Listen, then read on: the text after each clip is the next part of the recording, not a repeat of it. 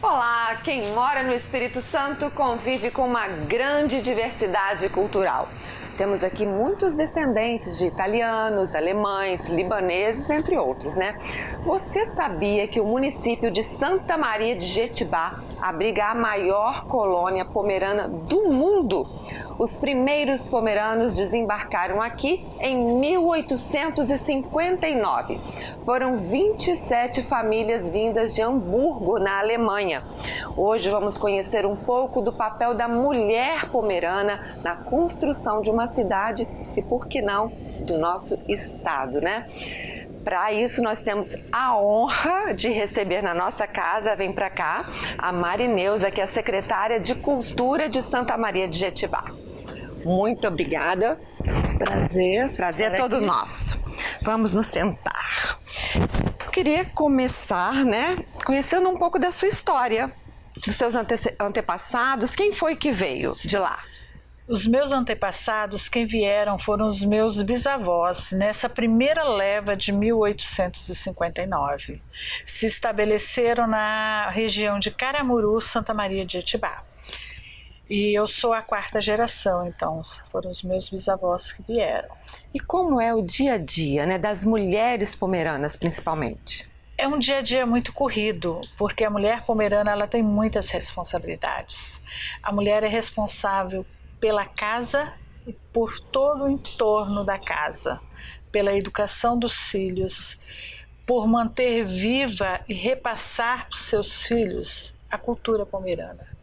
Então, por exemplo, a mulher pomerana ela dá conta de todo o serviço doméstico, acompanha o marido na roça o dia inteiro e é ela que determina qual vai ser o trabalho realizado durante aquele dia. É ela que na mesa do café da manhã diz, hoje nós vamos fazer isso.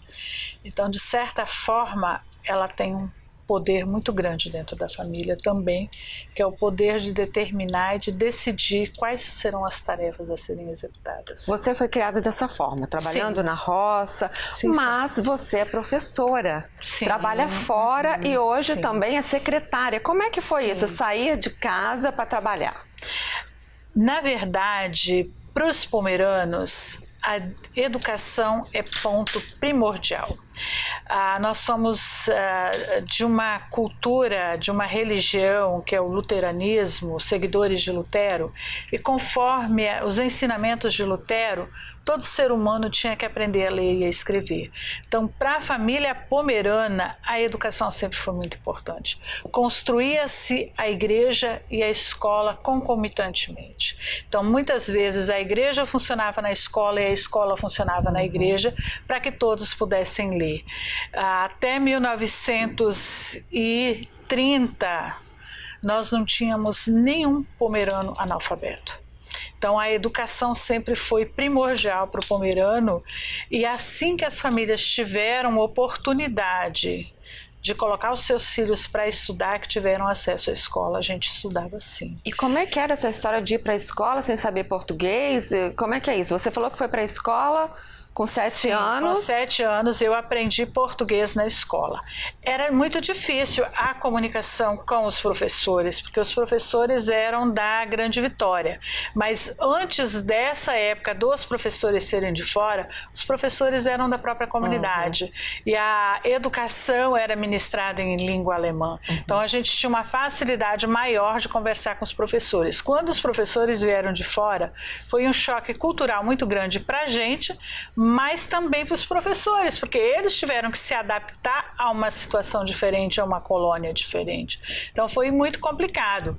Muitas vezes a gente precisava de intérprete, então os alunos que já estavam na 3ª, na 4ª série, eles ajudavam os alunos que estavam chegando na escola a se entender com os professores, a se comunicar. Então, eu queria perguntar sobre isso, né? Ainda hoje existe esse choque cultural, Marineuza, porque as meninas, por exemplo, a menina que chega na escola hoje Porque a casa, a mulher pomerana, ela tem essa missão de perpetuar a cultura. Então, certamente dentro de casa se fala em pomerano. Sim, sim. Como que é essa primeira interação depois da criança na escola? A nossa agora, primeira língua, a nossa língua materna ainda é o pomerano. Nós ainda aprendemos e ensinamos os nossos filhos a primeira língua, o pomerano.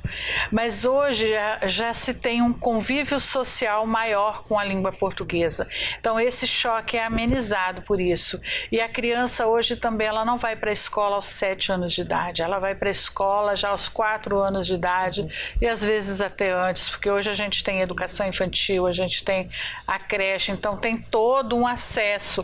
E também tem acesso aos meios de comunicação, aos eventos sociais onde se ouve o português, então o choque é bem maior. Mas nós temos ainda muitas crianças que aos 4 anos de idade começam a falar português. E é interessante, Sandra, eu queria falar, né? Eu, apesar de não parecer, sou descendente de pomerano também. Meu pai é de Santa Maria de Jetibá. E eu lembro, eu tenho uma memória muito viva, Marineuza, de quando eu ia visitar meus avós em Santa Maria, de ver as crianças conversando em pomerano. E eu não falava nada, nunca falei. Algumas palavrinhas a gente reconhece. Eu reconheço o pomerano e o alemão, que são coisas bem diferentes, né? Mas a minha lembrança muito, muito antiga era ver, por exemplo, os funcionários do meu avô, que tinham as crianças que estavam sempre tudo junto ali, trabalhando, sim, e falando só em pomerano, interagindo só em pomerano. Então, assim, isso quer dizer, eu tenho 46 anos, sei lá, 35 anos atrás, 40 anos atrás. Então, assim, é um passado muito recente. Sim. E hoje, que eu, como a vida deu volta, eu voltei para Santa Maria, a gente vê crianças falando em pomerano, isso não se perdeu. Não. E é uma língua falada, né, Marineuza? Sim. Não tem registro. Eu queria que você falasse um pouquinho disso, como é que tá. Hoje nós temos o registro, sim. Hoje nós temos, inclusive, o PROEPO, que é a Educação Escolar Pomerano. O pomerano é ensinado como disciplina na rede municipal de Santa Maria. Então, hoje nós temos o pomerano escrito, nós temos muitas histórias escritas, mas nós temos um grande número de histórias que são só orais, que são repassadas das mães para os filhos. E uma regra, Neuza, nós, dentro das nossas casas, com nossas famílias, nós falamos pomerano. É uma regra. Muito bacana. Dentro de casa, nós falamos a língua materna, é a língua da família. Então, isso faz com que o pomerano se torne vivo. Para vocês terem uma ideia, hoje os meus netos são a 8ª geração. A 7ª, a 8ª geração. Nós estamos há 7, 8 gerações no Brasil mantendo viva a nossa cultura e a nossa língua. Então é um povo que tem uma força cultural muito grande. E como a mulher, né, Sandra? Sim, você vê ela falando como a mulher, ela tem esse papel fundamental de manter essa cultura, essa tradição, ensinar, porque como ela é responsável por toda atividade doméstica, além das atividades extra, né? Então a criança, ela vai aprendendo essa língua, como que você morasse fora do país, né? Sim. Você fala, por exemplo, português e dentro daquela cultura que você está inserido, você lá fora vai aprendendo a outra língua e a outra cultura. São duas culturas. Sim. Isso é enriquecedor. E muito bacana como a mulher tem esse papel e os pomeranos me deixaram, agora você falando, uma lição. Quando é bem ensinado, né? Sim. 8 gerações. Quer dizer, quando você faz uma coisa bacana, quando você faz... Há uma consciência coletiva, né? As famílias estão integradas, né? Com um compromisso de manter a cultura. Isso é muito legal. E a força da mulher nessa cultura, que é bem bacana isso. E de certa forma... existe um orgulho muito grande do povo pomerano. A gente fala pomerano porque tem orgulho. A gente toca concertina porque tem orgulho da nossa música, da nossa história. A gente conta a nossa história porque tem orgulho. Meus filhos hoje estão no mestrado, no doutorado. Quando eles me ligam de dentro da sala de aula, com todos os doutores do lado deles, eles me ligam falando em pomerano. Porque é a nossa língua, é a nossa cultura. E isso não é porque alguém está impondo, é porque tem orgulho de falar dessa forma e gostam de falar dessa forma. Você podia falar alguma coisinha, né? Quem não conhece o pomerano, ela podia falar alguma coisinha em pomerano. Faz o seguinte, a gente vai dar uma paradinha para os comerciais, depois nós vamos mostrar que essa história está registrada em livro. Eu vou te pedir para chamar os comerciais em pomerano, que tal? Wat zou ik u zeggen? Wimmer as hoge, wat Osterlühe wiese willen wat ze heel am verkoop. Uau! É isso aí, gente. A gente já volta, tá? Vamos juntas, vamos juntas. Valeu.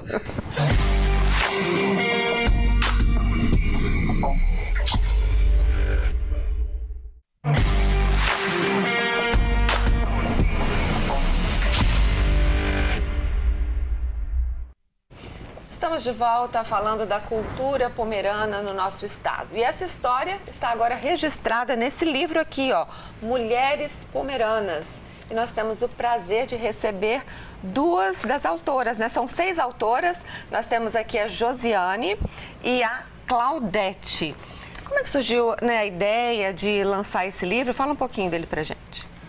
Então, o livro Mulheres Pomeranas e Vozes Silenciadas, ele surge a partir de um projeto de pesquisa, no qual nós fomos a campo entrevistar mulheres pomeranas acima de 60 anos para elas contarem um pouco das narrativas de vida, da trajetória, das memórias que elas tivessem. A ideia era exatamente pegar essas mulheres que vivenciaram esse período em que tiveram as escolas comunitárias fechadas na região de Santa Maria de Etibá por conta da era Getúlio Vargas, que fez com que introduzisse escolas do Estado e as escolas na língua alemã, que eram as comunitárias vinculadas à igreja, foram fechadas. Então, foi uma pesquisa de narrativa, história oral, que depois transformou em livro. E aí, no nosso grupo de pesquisa, vinculado ao CNPq, nós buscamos parcerias. Uma das parcerias foi a autora Claudete, né? E aí o Erineu Festa, a professora Gerda e também o Ismael Tressman, que tiveram, né, junto com esse trabalho para transformar em livro. Professora, o que mais te chamou a atenção quando eu estava colocando isso no papel, né? O que mais te marcou, assim? O que me marcou foi o sofrimento.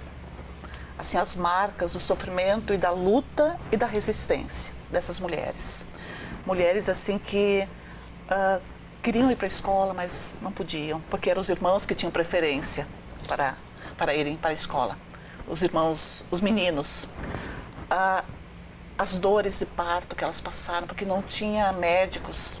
Então, tem uma história que conta que ela ganhou o nenê em casa, em cima de uma caixa de frutas. Aquilo me marcou. Eu chorei quando li a história, né? E, ao mesmo tempo, essa força tão grande delas, porque são elas que transmitem a cultura, a língua, né? Vocês são as mulheres que transmitem a língua, a religião luterana e, ao mesmo tempo, todo o cuidado da casa, da vida, porque um termo muito importante é Land, né? Land não é somente a casa ou a terra, mas é tudo que, né, está junto com a casa. É a comunidade, né?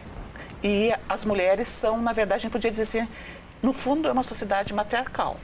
Mesmo que quem vai para a rua é o homem. É o homem. Você falou com a gente aqui em conversa que você é do Rio Grande do Sul. Sim. E que aqui em Santa Maria a nossa cultura ainda é mais enraizada. Nós temos a língua pomerana falada, né, pelas famílias e tal. E que no Sul isso acabou se perdendo um pouco, né? Porque nós temos vários lugares que tem, né, o pomerano. Sim. A minha suspeita, né, é que o processo de nacionalização do ensino, o processo daquele período histórico, ele foi muito mais brutal no Sul, período de Getúlio. Realmente, a proibição da língua foi brutal. Foi um decreto, né, de 1938, de agora não se fala mais somente português. Isso foi brutal, muito mais forte lá no Rio Grande do Sul. E aqui eu acredito que, como ainda eram comunidades muito interioranas, né, no interior, o processo foi mais lento. E com isso se permaneceu muito mais a cultura pomerana, a língua pomerana. Então, a minha suspeita é que são processos históricos, né, que levaram a isso. E pela fala de vocês, eu tenho a impressão de que as mulheres, elas trabalham mais do que os homens na cultura. Como é que é isso? Bem, de acordo com os depoimentos registrados nesse livro, isso ficou muito claro e muito marcado, que elas têm uma rotina muito pesada, que elas não têm intervalos, elas trabalham de manhã até à noite na propriedade rural com agricultura. Ou as ancestrais trabalhavam, né, porque é um livro de memórias, então elas contam tanto da vivência delas quanto do que elas sabem a respeito das avós, das mães. Mas, agregado a isso, ficaria então o serviço doméstico e o cuidado com os filhos. Então, é como se nesse momento em que elas cuidavam dos afazeres da casa à noite, então os homens da casa não teriam aí uma obrigação correlativa. Eu queria fazer uma observação aqui. Ainda hoje, né, quem vai a Santa Maria percebe assim durante o dia a presença de muitos homens agricultores em Santa Maria, que eles estão lá para ir ao banco, para fazer negociações e tal. E eu queria que você falasse um pouquinho disso. Essas mulheres estão em casa, porque elas não fazem esse papel de negociar aquilo que ela produz. Queria que você contasse um pouquinho, que tem um pouquinho aí no livro também, né, Josi? Nos depoimentos elas falam das vivências e nós temos aí um capítulo de conclusão que ficou muito marcado, né, Claudete, que elas, na verdade, são as organizadoras do espaço, como se elas fossem as administradoras da propriedade. Então, enquanto tem, muitas vezes, um pai, um marido, um irmão à frente dos negócios, que comercializam suas produções agrícolas ou que vão ao banco resolver coisas, elas estão em casa cuidando de todo o trabalho que está ali junto com funcionários ou junto com os familiares. Então, tem até uma parte interessante que a gente observou, nós duas conversávamos, de que então cada família, porque é muita agricultura familiar, isso é muito marcado, cada família bem organizada, ela tem ali sutilmente a marca da organização dessa mulher. Ela que, na verdade, impulsiona essa organização, porque precisa, né, cuidar dos detalhes, cuidar dos afazeres, né? Eu tenho conversado com a Marineusa, por exemplo. A Marineusa é um outro tema, mas são os rituais também, né, do povo pomerano. E eu tenho questionado um pouco o ritual do casamento, que ainda quando se entrega a carteira, se entrega para o homem. Então, eu acho que a cultura ainda é bastante marcante, né? É uma cultura ainda bastante... Peraí, professora, não entendi, me ajuda. Como assim que entrega a carteira para o homem? Existe todo o ritual do casamento, antes do casamento, né? Que se chama quebra-louças. Uhum. Eu tive a oportunidade de participar, de ver alguns quebra-louças. É um outro tema que seria um outro momento, mas só para... A gente tem que ir em Santa Maria, já entendi. Para entender um pouco essa cultura, né, que foi perguntado. E me parece que isso tem a ver também com esse ritual, porque o que eu observei, né, no ritual são entregues vários objetos para o casal, né, e a carteira ainda é entregue para o homem. E eu acho que isso influencia na sua observação. Que ainda, por exemplo, você assim, quem vai negociar o dinheiro? O dinheiro, você assim, é poder, né? Quem tem uma carteira na mão, né? Então, mesmo que elas tenham... Mas eu achei interessante sua fala. Agora você me fez lembrar de uma coisa. A mulher, na verdade, é o cérebro dessa família. Sim. Isso eu já entendi. Ficou claro, né? Isso ficou claro. Uhum. É ela que pensa, ela que organiza, ela que dá ordens. E isso mostra a força dessa mulher pomerana. Como essa mulher é resiliente, como ela é centrada, né? Agora, por outro lado... Vou falar uma coisa pra senhora, eu gostei disso. Que o marido vai pra rua, ele negocia, fala, bota o preço direito do meu produto, que eu tô trabalhando muito aqui. Então, assim, às vezes a gente não vê também, eu entendo que deva ter violência doméstica, eu entendo que isso tudo é uma comunidade, quem estuda um pouco da história dos alemães, dos italianos, são muito dados ao álcool. Então a gente sabe que existe isso. Mas, de uma certa forma, você vê como que uma cultura foi tão preservada graças à influência da mulher. Sim. Não é isso? Exatamente. Bom, essa mulher é virtuosa. Exatamente. E bacana, eu gostei desse título, né? Mulheres Pomeranas, Vozes Silenciadas. E vocês agora estão dando voz, né, a essas mulheres através do livro. Parabéns. Obrigada. Eu agradeço demais a presença de vocês aqui. E a gente vai continuar no próximo bloco, né, com mais cultura. Vem música por aí, tá bom? Ah, nós estamos na Câmara de Cá. A gente já volta. Vamos juntas.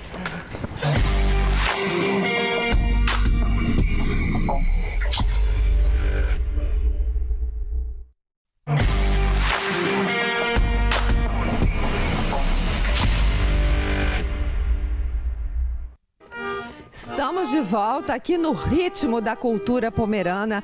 A música é algo muito marcante nessa cultura. E olha que demais que nós temos aqui no estúdio agora, gente. Mulheres, na verdade, meninas tocando. Fala pra mim o nome do instrumento. Concertina. Concertina e... Acordeão. E acordeon, gente. A concertina é um instrumento normalmente tocado por homens, né? E nós temos essas meninas aqui que vieram tocar e mostrar um pouco do instrumento pra gente. Vou pedir a Glenda, né, Glenda? Pra já tocar essa música aí pra gente ouvir. Fala um pouquinho, que música é essa? Essa é a música que os pomeranos tocaram quando eles vieram no navio pro Espírito Santo. Que bacana, toca aí um trechinho pra gente.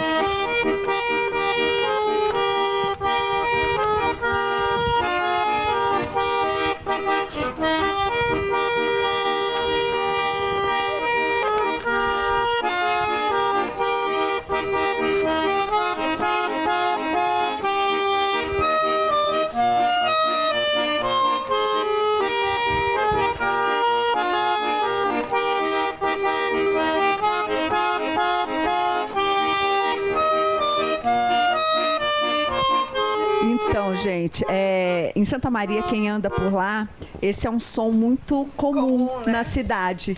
E eu queria que a Viviane falasse um pouquinho.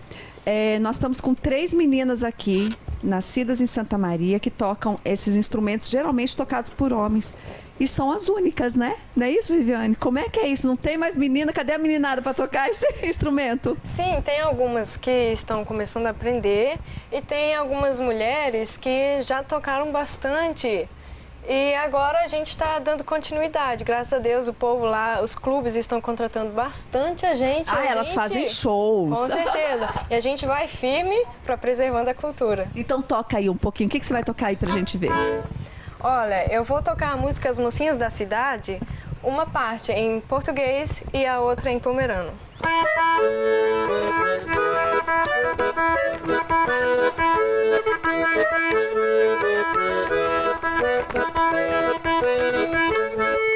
As mocinhas da cidade são bonitas e dançam bem.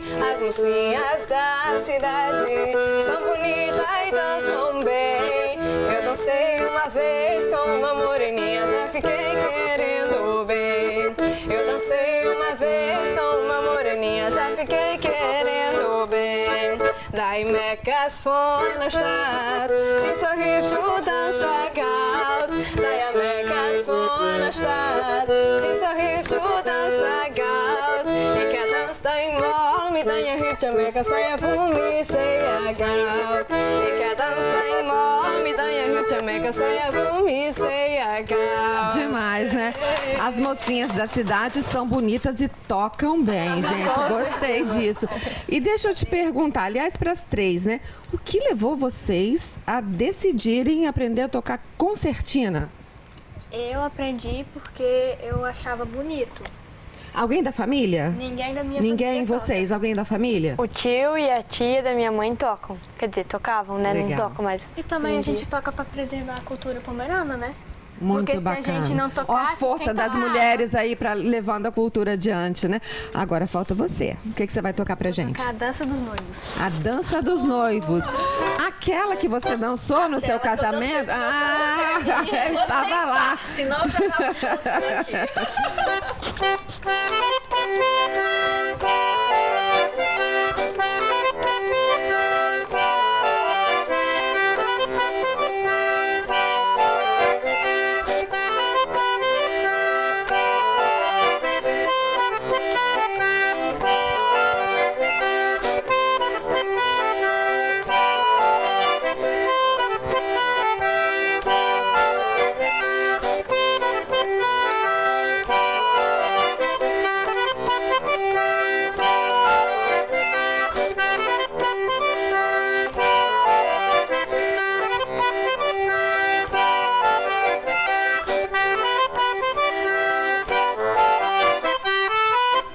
Demais, né, gente? Olha, muito obrigada. O nosso tempo, né, infelizmente chegou ao fim. Para encerrar, algum convite? Vocês vão se apresentar por agora? Como é que funciona lá? Vocês se apresentam sempre? Quem quiser entrar em contato com vocês? Temos nossas redes sociais. Fala aí rapidinho quais são. Meu Instagram é oficial.viviane e Facebook Viviane do Acordeão. Fácil. E eu sou responsável pelo evento que acontecerá em Santa Maria de Itibá no dia 2. Tá lá a Viviane do Acordeão como organizadora e eu vou chamar as duas meninas na concertina, porque o festival é de concertina e a terceira idade adora concertina, então não pode faltar. Adora. Muito bom, gente. Olha, muito obrigada a vocês. Foi bom demais, né, meninos? Conhecer um pouco mais dessa cultura tão importante aí para o nosso estado, para o nosso país. A gente fica por aqui, mas temos live, né? Corre lá, programa Vamos Juntas para acompanhar a nossa live, para a gente conversar mais um pouquinho. A gente se vê no programa que vem. Vamos encerrar com música? Vai lá, Então vamos lá, mais um pouquinho de música.